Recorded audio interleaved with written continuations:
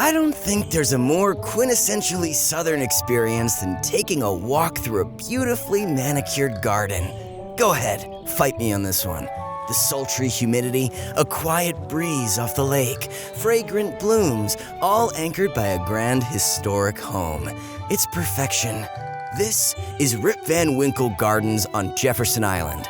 But in Louisiana, there's more to the story than just a garden filled with Spanish moss. Dinosaurs, unusual geological formations, fairy tale characters, spicy neighbors, pirates, epic disaster. But to kick off this trip, we're going to need to head back to the Jurassic period. Yeah, as in when dinosaurs roamed the earth. Dinosaurs? Check.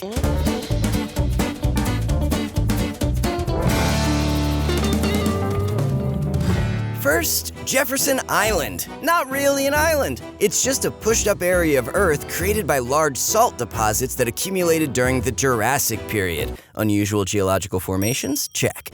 These deposits created 5 large salt domes, now known as Jefferson Island, Avery Island, Weeks Island, Cote Blanche, and Belle Isle.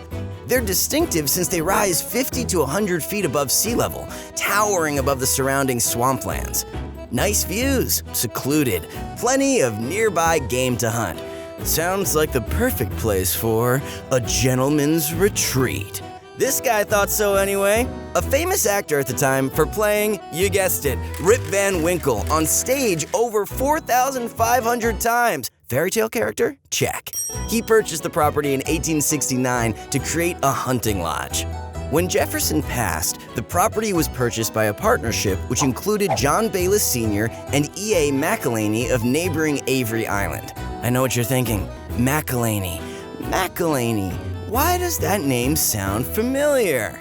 Spicy neighbors? Check. But this isn't where the story ends. Far from it. A few years after the property changed hands, a plot twist straight out of a fairy tale unfolded. Buried treasure was discovered under one of the oak trees. The owner of the gold doubloons? None other than notorious pirate Jean Lafitte. Pirates? Check! Back in the day, he totally hung out in these swamps. Which, as a side note, I highly recommend exploring aboard one of these things, the local vehicle of choice for cruising through the swamps.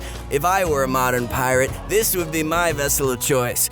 Rumor has it that there's a bunch of places around town that just might contain even more of Lafitte's buried treasure. But if the pirate's life isn't for you, might I suggest a more pirate-adjacent attraction, such as this lovely historic home, which also served as the film location for The Buccaneer, a fictionalized story of the famed pirate. Or maybe you want something that speaks to that unwanted pirate heart, like this especially peculiar sculpture garden.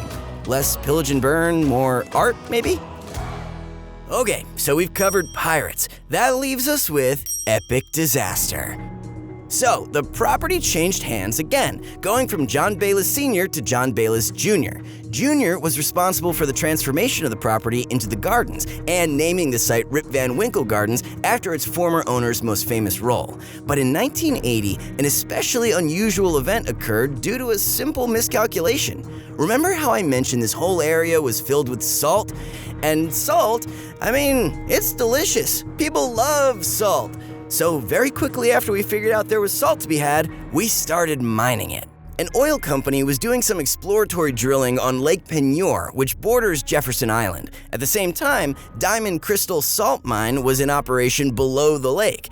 And, well, the drilling team screwed up the calculations and drilled too far, puncturing a hole in the bottom of the lake/roof of the mine. I think we all know what happens when water meets salt. The simple 14-inch hole poked into the bottom of the lake started melting the massive salt deposits underground, creating suction which caused a massive whirlpool. Within 3 hours, the whirlpool had sucked 11 barges, a tugboat, and 65 acres of Jefferson Island into the mine.